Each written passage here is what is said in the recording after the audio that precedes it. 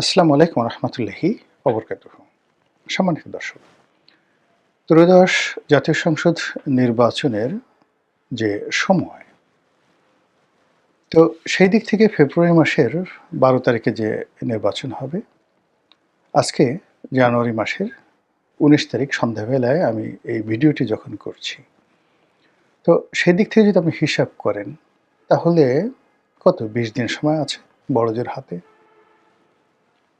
তো 20 দিনের মধ্যে যেটি হয়, 21 তারিখে, জানুয়ারি মাসের 21 তারিখে নির্বাচনের যে প্রার্থিতা প্রত্যাহারের শেষ দিন এবং সম্ভবত ওই দিনই প্রতীক বরাদ্দ হবে এবং 22 তারিখ থেকে পুরো উদ্যমে নির্বাচনী কার্যক্রম চলতে থাকতে পারে এবং 22 তারিখ থেকে যদি 30 তারিখ বা 31 তারিখ পর্যন্ত চলে, তাহলে এখানে আসলে 7 দিন বা 8 দিন। আর অন্যদিকে ফেব্রুয়ারি মাসে 12 তারিখে যদি নির্বাচন হয়, 2 দিন আগে নির্বাচনের, অর্থাৎ 24 ঘন্টা আগে বা 48 ঘন্টা আগে নির্বাচনের আনুষ্ঠানিক প্রচারণা শুরু হলে হাতে থাকবে 10 দিন, 10 আর এখানে 18 দিন কার্যত। তো এই 18 দিনের যে নির্বাচন শুরু করার আগে, অর্থাৎ 22 তারিখ থেকে যে আনুষ্ঠানিক প্রচার এবং প্রোপাগান্ডা হবে, সে অনুযায়ী সারা বাংলাদেশে আমরা অতীতে যে চিত্রগুলো দেখেছি, তার একটি চিত্র বাংলাদেশে আমরা দেখতে পাচ্ছি না।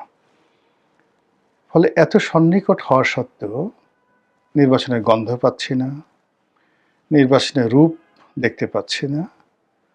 আর যাকে আমরা দেখতে পারি না, অন্ধকার মনে হয়, সেটা নিয়ে আমাদের আতঙ্ক থাকে। রাতকে আমরা খুব ভয় পাই।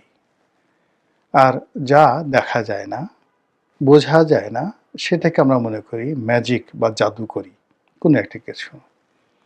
আর জাদুর দুটো বিষয় থাকে, একটা ইতিবাচক বিষয় আর একটা হলো নেতিবাচক। তো নেতিবাচক বিষয়গুলোকে আমরা ভূত, প্রেত, শয়তানের সাথে তুলনা করি, অশরীরী আত্মা, যেগুলো অন্ধকারের মধ্যে ফেলে আপনাকে একদম খেয়ে ফেলবে।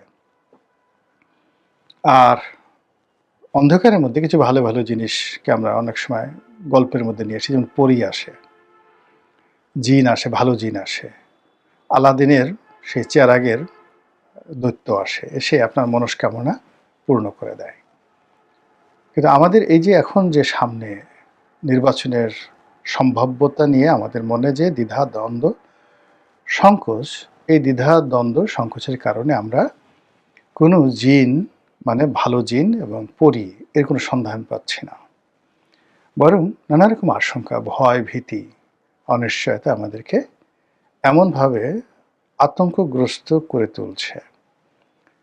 সেই আতঙ্কের কারণ আমরা বলতে বাধ্য হচ্ছি, নির্বাচন হতে পারে একতরফা, নির্বাচন হতে পারে আমি ডামির মতো এরকম একটা নির্বাচন, নির্বাচন হতে পারে 1996 সালের 15 ফেব্রুয়ারির মতো একটা পাতানো নির্বাচন। আর এর পরিণতি সম্পর্কে আমরা যেটি মনে করি যে এই নির্বাচনের যারা কুশীলব, তাদের পরিণতি হতে পারে 2018, 2014 বা 2024-এর নির্বাচন যারা অনুষ্ঠান করেছেন তাদের মতো। আর এই নির্বাচনে যারা অংশগ্রহণ করবেন, তাদের পরিণতিও আমরা ধরে নিই যে আওয়ামী লীগের মতো হবে। এরকম যখন একটা টানাপোড়েন চলছে, এরকম যখন একটা পরিবেশ পরিস্থিতি চলছে, তখন আমাদের নির্বাচনের ময়দানে অদ্ভুত অদ্ভুত সব ঘটনা ঘটছে। এমনিতে বললাম যে আমাদের নির্বাচনের ময়দানে নির্বাচনের কোনো উত্তাপ নেই।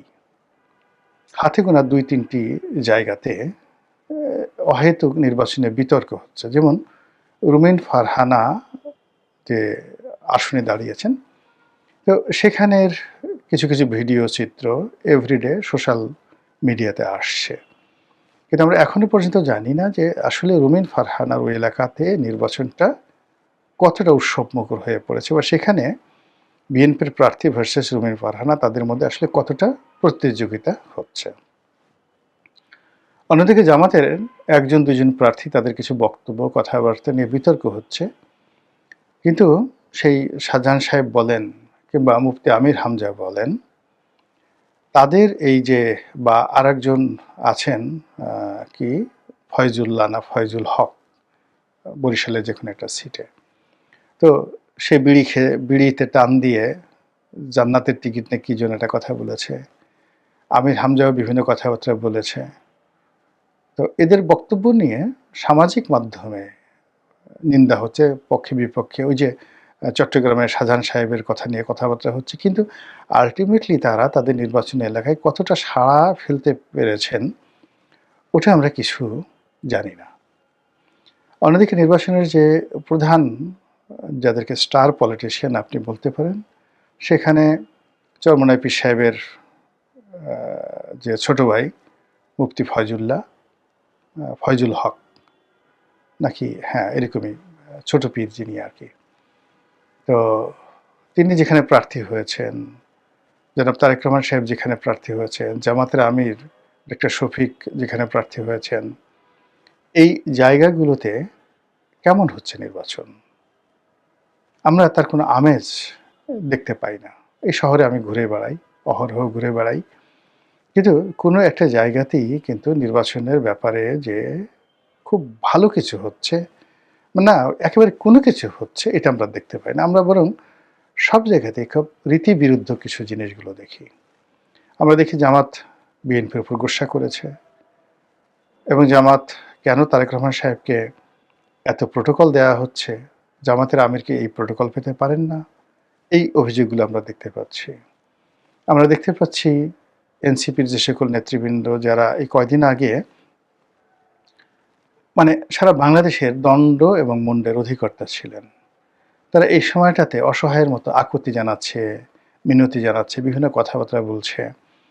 আসিফ মাহমুদ সজীব ভুঁইয়া সরকারের সবচেয়ে প্রভাবশালী মন্ত্রী ছিলেন, তিনি এখন বলছেন যে নির্বাচন কমিশন এই কাজগুলো করছে না। তারপর বিএনপির যারা লোকজন রয়েছেন তারাও ইলেকশন কমিশনের কিছু কর্মকাণ্ডের ব্যাপারে ভীষণ রকম বিরক্ত, তবু তারা ধৈর্য ধারণ করে ইলেকশন কমিশনকে বলছেন যে বিএনপি ইলেকশন কমিশনকে বৃদ্ধাঙ্গুল দেখাবে না, সাহায্য করবে, হ্যান্ডশেক করবে। তো এরকম যে একটা পরিস্থিতি, সেই পরিস্থিতিতে তারেক রহমান সাহেবকে নিয়ে নতুন যে ভাইব, সেই ভাইবে মনে হচ্ছে যে তিনি বাংলাদেশের প্রধানমন্ত্রী। এর আগে অবশ্য জামাতের যে আমির ডক্টর শফিক, তাকে নিয়েও মানে একটা ভাইব তৈরি হয়েছিল যে তিনি হয়তো জামাতের আমির, বাংলাদেশের আমিরে জামাত হয়ে যাচ্ছেন। তো এই যে একটার পর একটা ভাইব, জামাতের আমির প্রধানমন্ত্রী হওয়ার আগে এনসিপির প্রধান যেটা হলো যে নাহিদ ইসলাম, তো তিনিও প্রধানমন্ত্রী হবেন, ভবিষ্যৎ প্রধানমন্ত্রী, এরকম একটা ডিক্লারেশন জনাব শফিক, যে যাকে তথ্য উপদেষ্টা, তার জবান থেকে এসেছিল। তো এরকম বহুমুখী যে প্রচার, প্রোপাগান্ডা এবং একটার পর একটা দৃশ্য এসে অন্য দৃশ্যকে ভুলিয়ে দিচ্ছে, এরই মধ্যে অভিনব কিছু ঘটনা কিন্তু ঘটে যাচ্ছে। এবং সেই অভিনব ঘটনার মধ্যে যেটি দেখা যাচ্ছে সেটি হলো আমাদের দেশের নারী ভোটার এবং তরুণ ভোটার, এদের যেটাকে বলা হয় মস্তিষ্ক ধোলাই করার যে কাজটি গত 17 মাসে জামাত যেভাবে করতে পেরেছে, এভাবে অন্য কেউ করতে পারেনি। মানে আপনি জামাতের এই নির্বাচন হবে কি হবে না আমরা এখন পর্যন্ত জানি না। নির্বাচন হলে জামাত পাশ করবে কি করবে না এটাও আমরা জানি না। নির্বাচন ইঞ্জিনিয়ারিং হবে কি হবে না এটাও আমরা জানি না, কোনো কিছু জানি না। কিন্তু একটা বিষয় আমরা বুঝে গেছি যে জামায়াতের বিরুদ্ধে যে অভিযোগগুলো, তারা জান্নাতের টিকিট বিক্রি করছে, এটা নিয়ে আমরা যতই তাদেরকে তুচ্ছ এবং তাচ্ছিল্য করি না কেন, আমাদের মা বোনদের মধ্যে ইতিমধ্যে জামাত ঢুকে গেছে। সিনেমার নায়িকা, গায়িকা, হিজড়া, তারপরে শেষে আপনার এমনকি অন্য যে সকল শ্রেণী পেশার নারীরা রয়েছেন, যাদের কিনা আপনারা নেতিবাচক চিন্তা চেতনা করেন, গার্মেন্টস শ্রমিক, মেহনতি যে সকল নারী রয়েছেন তারা, মানে যারা প্রচুর পরিশ্রম করেন, কোনো মানে যাকে বলা হয়, যেমন গার্মেন্টসের যদি 30 লাখ মহিলা থাকেন, তো তারা সকাল থেকে রাত্রি 10টা পর্যন্ত পরিশ্রম করেন, কিন্তু কোনো অবস্থাতেই 2 বেলা অন্ন তারা পান না। এর মধ্যে অসুখ আছে, বিসুখ আছে, কত কিছু আছে। তো এই ধরনের মানুষগুলোর ধর্ম বিশ্বাস খুব স্ট্রং থাকে। এরপর তারা গরুর মাংস খেতে চান, খাসির মাংস খেতে চান, পোলাও কোরমা খেতে চান, পারেন না। তখন তারা জান্নাতের স্বপ্ন দেখেন যে ঠিক আছে দুনিয়ার এইভাবে গেল, জান্নাতে গিয়ে আমরা এগুলো খাবো।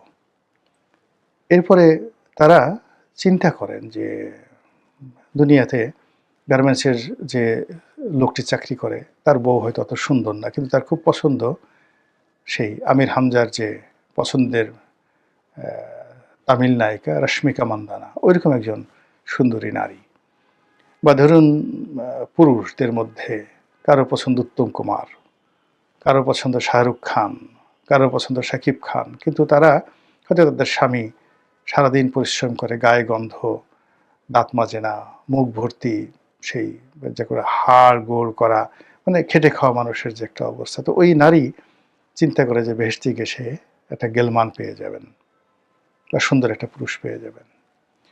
তো এই যে একটা অবস্থা, সেই অবস্থার কারণের সাথে সাথে আবার আর একটা বিষয় আছে, তাদের মধ্যে অনুশোচনা বোধ খুব প্রবল। যে আমি যে সারাদিন পরিশ্রম করে আমি তো আল্লাহর কাজ করতে পারি না, আমি তো নামাজ পড়ি না, কোরআন শরীফ পড়তে পারি না, আমার কী দশা হবে। দিন শেষে একটা চিন্তা লাগে। আমরা ছোটোবেলায় যখন এই পুলসিরাতের গল্প শুনতাম, হাসরের ময়দানের গল্প শুনতাম, কিয়ামতের গল্প শুনতাম, ভয়ে থরথর করে কাঁপতাম শৈশবে। এখন এরকম সাধারণ মানুষও কিন্তু ওয়াজ শুনে, দলে দলে গিয়ে ওয়াজ শুনে, বিভিন্ন ইসলামের কথাবার্তা শুনে শুয়ে তারাও কিন্তু ভয় থরথর করে কাঁপে। ঠিক তাদের কাছে জামাত যে জান্নাতের আহ্বান নিয়ে গেছে, যে জামাতকে ভোট দিলে সহজে তুমি জান্নাতে যেতে পারবে, তোমার গুনাহ মাফ হবে। আর এটাকে তারা এত চমৎকারভাবে বুঝিয়েছে যে তোমরা যদি জামাত বাদ দিয়ে কোনো বেনামাজিকে ভোট দাও, তাহলে ও যতবার নামাজ না পড়বে গুনাহ তোমার, তুমিও নামাজ পড়ো না, ও নামাজ না পড়ার কারণে ওর গুনাহটাও তোমার কাছে আসবে।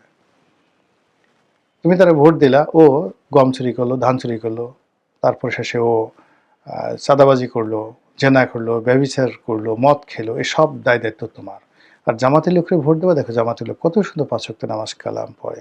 ফলে ওই লোক জামাতের যিনি এমপি হবেন, তার যত ভালো কাজ, ওই ভালো কাজগুলো তোমার পকেটে আসতে থাকবে। এবং সাধারণ মানুষ এগুলো এমন গেলা গিলছে। কয়েকজন নারীর সাক্ষাৎকার দেখলাম। এক নারী দেখলাম খেটে খাওয়া মানুষ, কোনো সমুদ্র সৈকত অথবা রাস্তার পাশে কোনো ফুড কোর্ট স্পষ্ট বোঝা যাচ্ছিল না, সেখানে সে খাবার দাবার বিক্রি করে জীবন জীবিকা নির্বাহ করে। তরুণী। তো তাকে জিজ্ঞাসা করা হলো কাকে ভোট দিবেন, সে বলল যে আমি জামাতকে ভোট দেবো। কেন? যে পাপ করি, যে গুনাহ করি, সারাদিন নামাজ কালাম পড়ি না, তো জামাতের ভোট দিয়ে জান্নাতে যেতে চাই। তো একথা সে এতটা সাবলীলভাবে বলল, কোনো অভিনয় না, শেখানো কথা নয়, ওর মস্তিষ্কের মধ্যে এটা ঢুকিয়ে দেওয়া হয়েছে।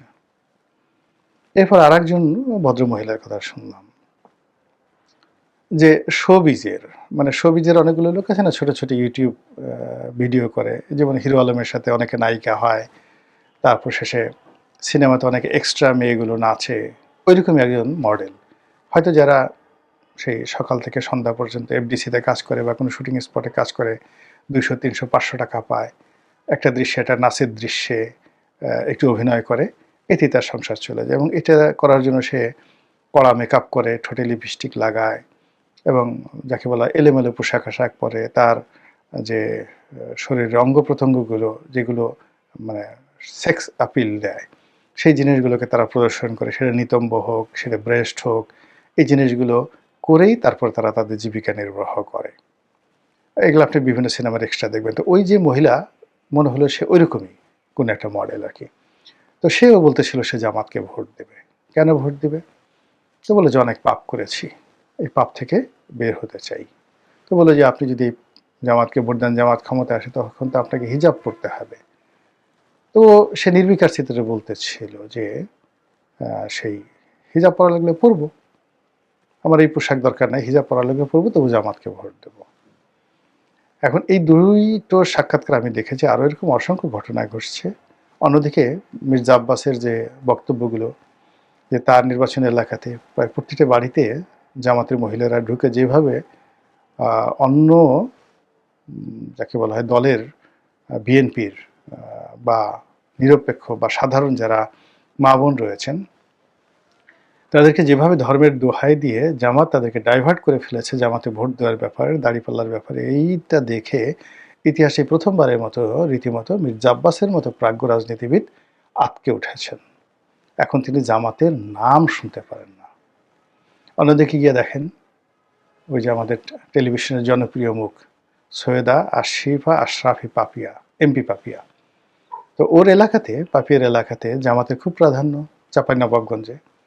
এখন ওখানে জামাত যেভাবে তৎপরতা চালাচ্ছে, পাপিয়া রীতিমতো পাগল হয়ে গেছে। এ কারণে তার হাজব্যান্ড ওখানে বিএনপি মনোনয়ন পেয়েছে, এবং ওখানে চাঁপাইনবাবগঞ্জ শহরে মানে বাংলাদেশের যে কয়টি জামাতের দুর্গ আছে তার মধ্যে সবচেয়ে বড় দুর্গটা হলো ওই চাঁপাইনবাবগঞ্জ পুরো জেলাতে।